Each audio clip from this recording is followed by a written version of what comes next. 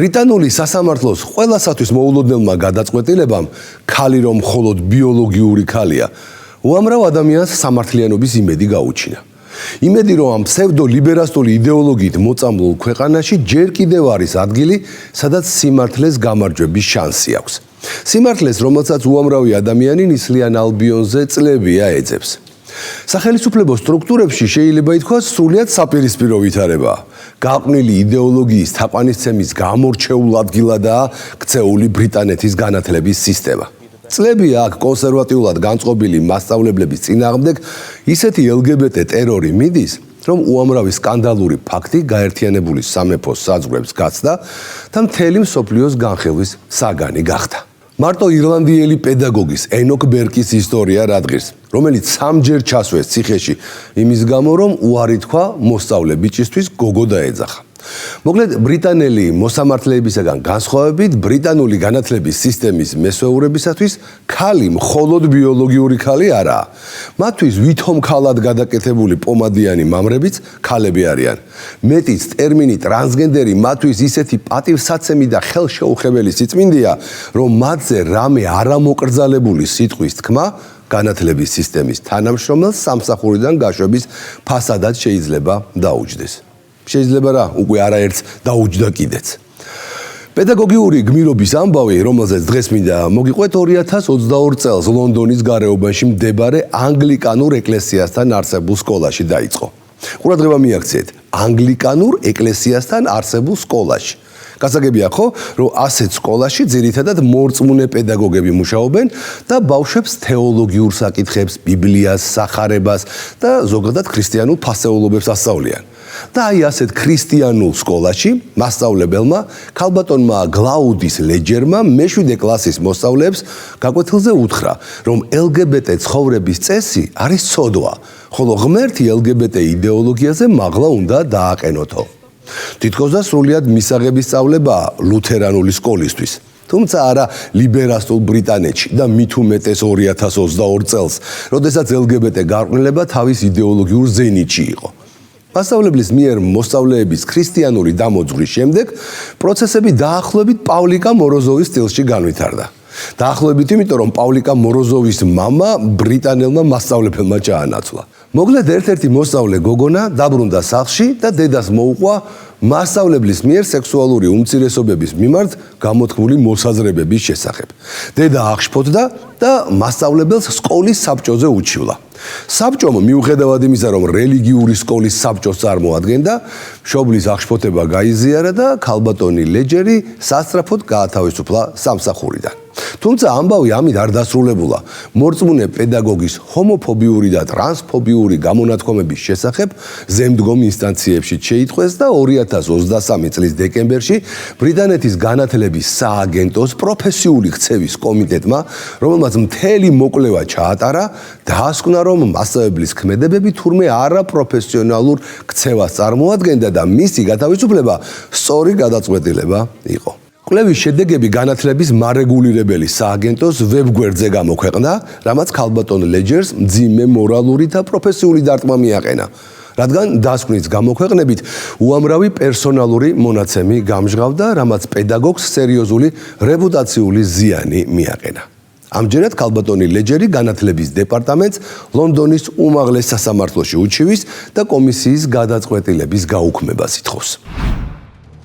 დასავლეთი ნელი ტემპით, მაგრამ მაინც თავისუფლდება LGBT მავნებლობისგან. ფლაგმანი კი ამ საქმეში ამერიკის პრეზიდენტი დონალდ ტრამპია. პრეზიდენტობის პირველივე დღეებში მან აკრძალა ტრანსების ქალთა სპორტში მონაწილეობა, არასრულწლოვანთათვის სქესის შეცვლის ოპერაციები, ტრანსების ჯარში გაწვევა. მოკლედ ზღვარგადასული LGBT უფლებების დარეგულირება დაიწყო. მართალია LGBT ლობი მას დიდ წინააღმდეგობას უწევს და სასამართლოების დახმარებით ნაწილობრივ ახერხებს კიდეც, რომ გვერდი აუაროს აკრძალვებს.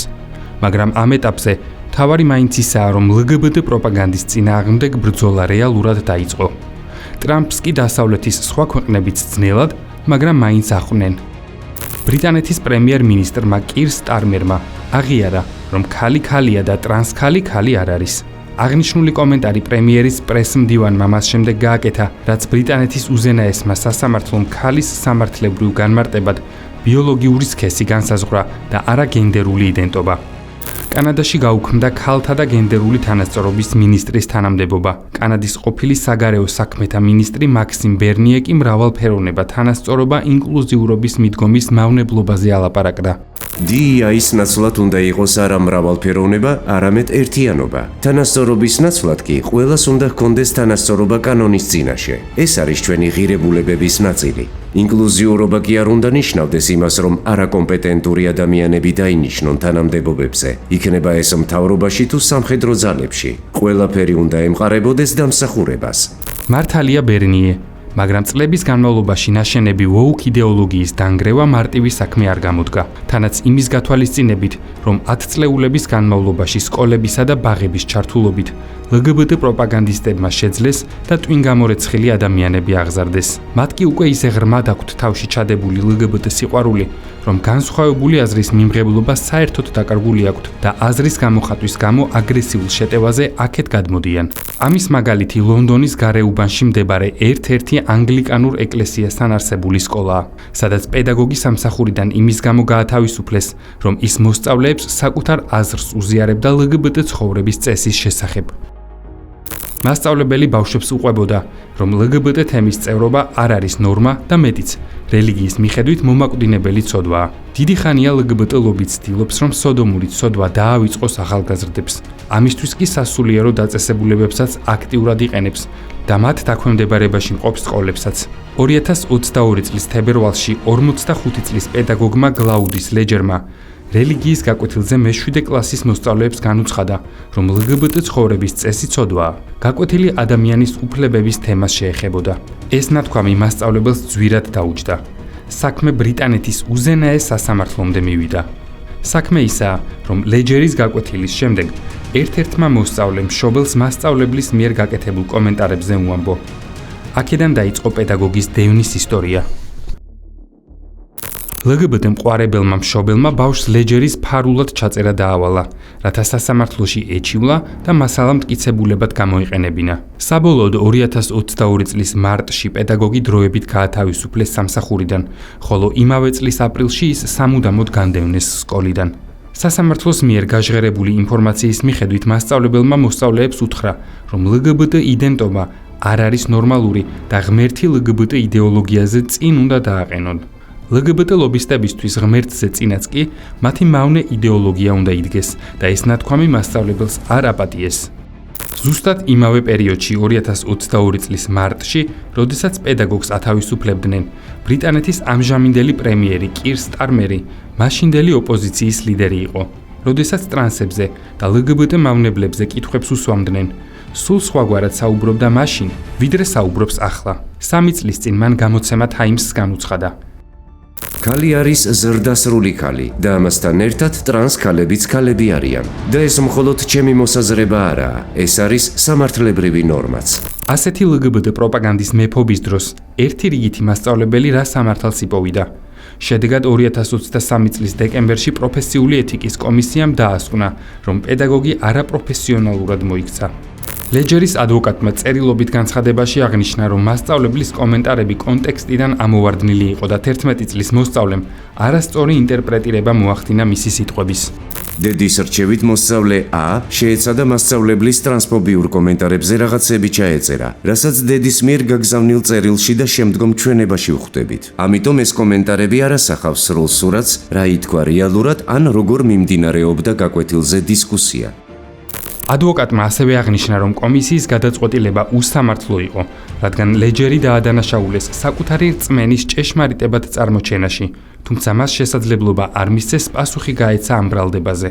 მან ხაზი გაუსვა იმასაც, რომ ერთადერთი გზა სასამართლოში ჩივილია, ხოლო დისციპლინარული შედეგების გამოქვეყნება ცხადად დიდი დარტყმა მასწავლებლის პროფესიული რეპუტაციისთვის. შედეგად ლეჯერი ახლა ლონდონის უზენაეს სასამართლოში განათლების დეპარტამენტს უჩივის და დავობს იმაზე, რომ დასკვნის გამოქვეყნება უკანონო იყო, რადგან მისი პირადი ცხოვრების უფლება დაირღვა. განათლების დეპარტამენტის წარმომადგენელმა თავის მხრივ სასამართლოს განუცხადა, რომ პედაგოგის სარჩელი წარმოებაში არ უნდა მიეღოთ. მისივე თქმით, მოსწავლემ ნათლად თქვა, რომ ლეჯერი გაკვეთილზე ბავშვებს არ წმუნებდა, რომ სხვადასხვა LGBT მოძრაობები ახალგაზრდების გონებას აცდუნებენ.